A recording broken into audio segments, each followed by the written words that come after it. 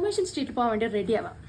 സംഭവം ഞങ്ങൾ പോകാൻ വേണ്ടി പ്ലാൻ ചെയ്തത് ഒരു 9 മണിക്കാണെങ്കിലും ഇപ്പോൾ സമയം 10:15. എൻ്റെ കൂടെയുള്ള രണ്ടാളും ഞാനും വളരെ കൃത്യനിഷ്ഠതയുള്ള ആൾക്കാരായതുകൊണ്ട് പോയില്ല.